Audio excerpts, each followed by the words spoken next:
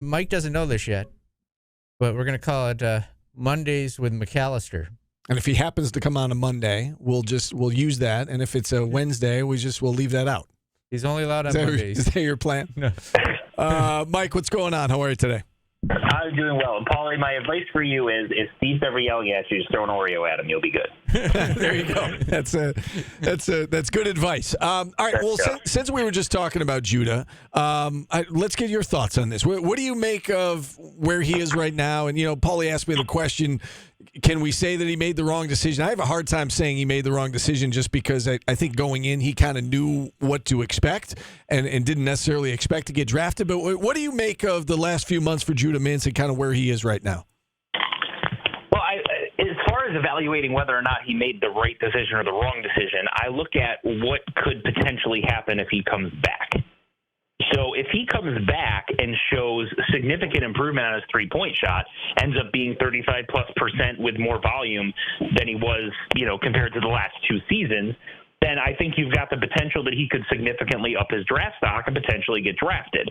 Even in that scenario, I think you're still probably talking second-round type of a draft pick.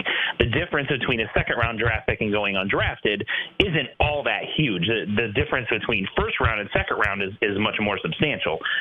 So I'm not sure there was real potential in him making first-round status outside of leading Syracuse to some Final Four type of a run or something. But I was a little bit – the only part of this whole thing that really surprised me was how long it took him to find a landing spot after the draft ended. There were a lot of players that I thought were significantly worse in terms of their pro prospects than what Judah is that got signed right away. Now, that could have been him being picky. He could have had a lot of offers. I don't really know the specifics there.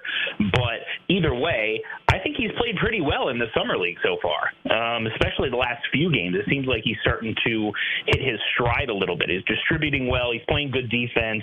He's scoring. I don't know that he's shown enough in terms of his outside shooting that he's looking more favorable to make a roster. But, you never know if he gets an invite to some training camp or gets a spot in the G League and can continue to develop there.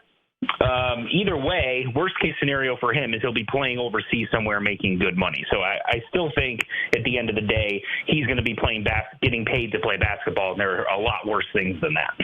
The other topic that we talked about in the first half hour of the show had to do with Coach Felicia Leggett-Jack's comments about NIL and that Syracuse is in the bottom of the ACC in terms of the money that it can offer to pay players, especially in the sport of women's basketball.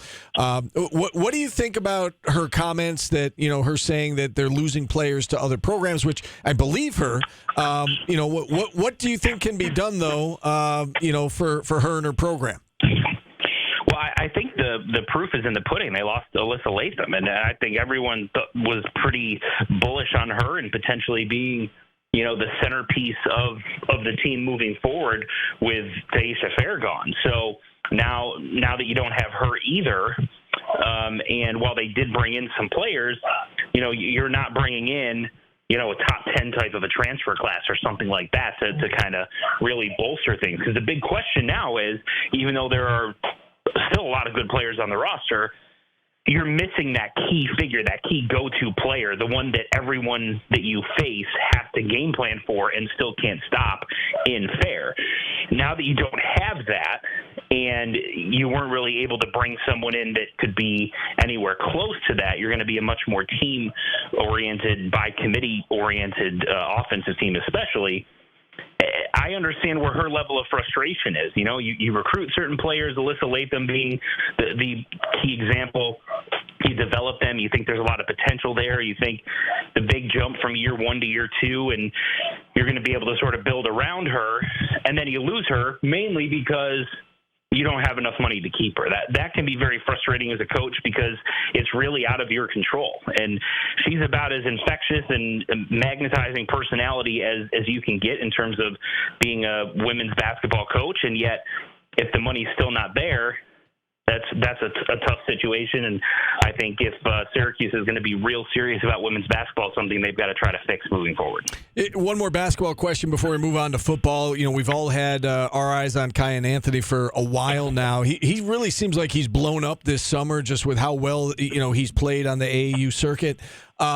Is that a concern for SU fans, just, given how well he's playing, or, and there's a lot of interest from a lot of schools, or do you think that SU fans don't need to worry about, how well he's playing, that they're still in very good position, with him?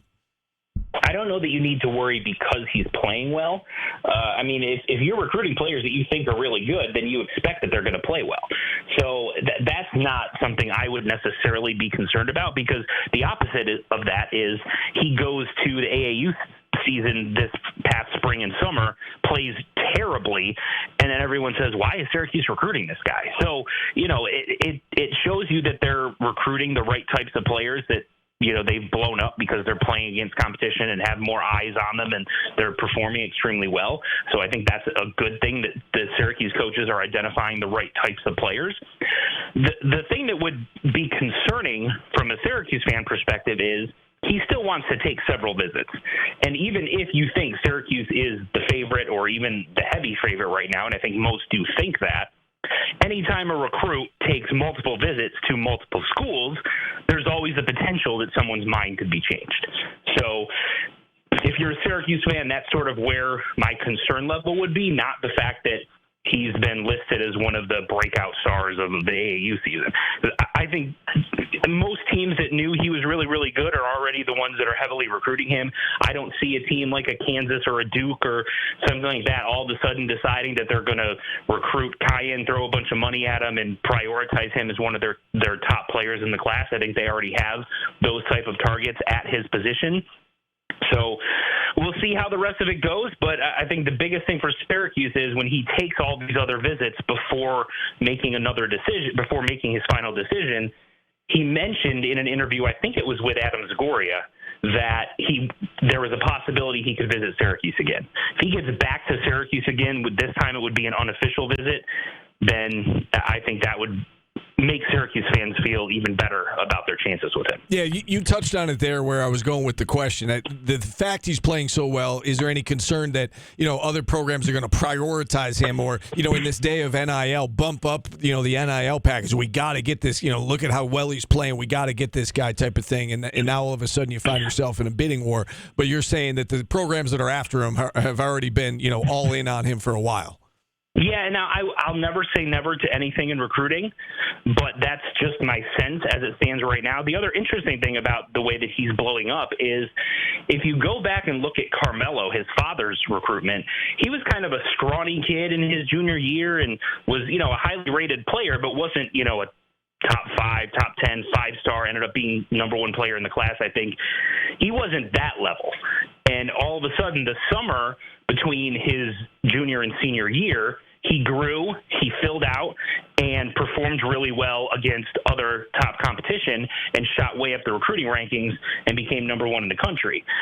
And while Kyan isn't, I don't think, on a trajectory to all of a sudden become a 5-star, top 10, top 5 player in the class, he is jumping up the rankings, top 100 kid, top 50 kid, now top 30, top 35 kid. And his game is evolving. His body is filling out. So I think he's kind of following the same trajectory in terms of his body maturation and his game development as his father did. All right, let's switch gears to football here. And, this year there are new dates and deadlines in terms of football recruiting. Most of July now considered a dead period. Can you explain, to our listeners, I guess, what that means and how that affects, schools and, how those changes, I guess, could impact a program like Syracuse? So the big changes are going to be next year, in next year's cycle. But in this year's cycle, the way it's worked is in June, it was an open period, meaning you could have recruits on campus. And we saw every weekend in June, Syracuse had official visitors on campus, a bunch of them. They got a bunch of commitments, a lot of recruiting storylines to follow there. Once the calendar turned to July, it became a dead period, which means no in-person contact, meaning recruits can't visit you. You can't visit them either at their home or their school. You can't go to camps, if there are these camps that you're not hosting. If you're hosting a camp, that's different. But if there was a high school that decided we're going to have a camp to try to get coaches to come watch our players, you actually couldn't attend something like that. So it basically limits the in-person contact. You can still talk to them on the phone. You can still text them. You can still message them through social media, but you just can't have the in-person contact. But that dead period ends Wednesday or Thursday, I should say, of this week, meaning starting Thursday, on in-person contact on a school campus can occur. Syracuse coaches could still not go to a high school or to a home, but players could come back on campus. And that, I think, goes for like a week or so before there's another dead period. So what you're going to see is you're going to see players, recruits come visit Syracuse most likely this coming weekend. There could be some 2025 players that visit, but most often what teams do during the late July period where visits are permitted is they bring a bunch of underclassmen, some 2026, 2027, 2028 recruits up and do, like Miami very famously does, like a barbecue weekend in paradise type of an event where it's not like a heavy recruiting. We're doing a whole bunch of pitches to you and trying to hard push you to commit. It's more like hey, come hang out with us for a couple of days, have fun, have a barbecue, play some games, more of a hangout, have fun, and try to make an impression on you, get to know each other a little bit, develop the relationship type of a thing. So I think you'll see that most likely happen this weekend. All right. Anything we need to know, regarding football recruiting as things pick up again, at least for a few days? Well, I think with the 2025 class, because they have so many players committed, they're going to be very limited in terms of the number of recruits they're looking to add to fill out the rest of the class. There's only a few spots left. I think quarterback is still a position they're always going to continue to evaluate. And, it wouldn't surprise me if they tried to bring in another defensive lineman. I know Blake Beelan, who is their quarterback commit. Rich Beelan's brother is a defensive lineman in the 2025 class who took an official visit last month. He's still out there. They're still recruiting him. And, there's still a couple of guys that are committed elsewhere. C.J. May, the 4-star that committed to Louisville recently. Syracuse is still going to keep recruiting him. And there's, 4.5, 5 months until National Signing Day. So Cam Smith, the Duke linebacker commit, 4-star prospect from Jersey, or from Philadelphia, the Syracuse is still recruiting him. So it's really going to be focused on a handful of prospects for the remainder of the cycle, and you might not see a ton of activity until you start getting real close to that December signing day, and then you could start seeing some movement one way or the other. All right, Mike.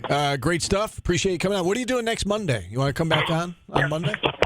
I got nothing going on, so if you want me, I'll be there. There you go. You're booked. Mondays with Mike. I like it. All right. Well, enjoy the week. Enjoy ACC's media kickoff event down there in Charlotte, and we'll talk to you again next week. All right. Sounds good. Thanks, guys. All right. There you go. Mike McAllister from 24/7. Hey, be sure to get on QSportsTalk.com, Steve. It's your last chance to subscribe for your chance to have lunch with Fran Brown, because that's happening next week. I think Brian's giving it away this week. Okay. So get on and subscribe to QSportsTalk.com. All right. You can join our chats. They're very pleasant and fun.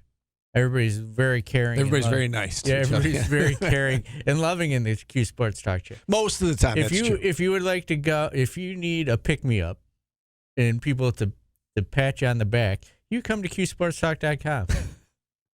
It's a glimmer of happiness in a sad day, every day. All right, we're going to hit a timeout here. Phone lines open the rest of the way, 315-437-7644. We will wrap up hour number 1 next on ESPN Radio.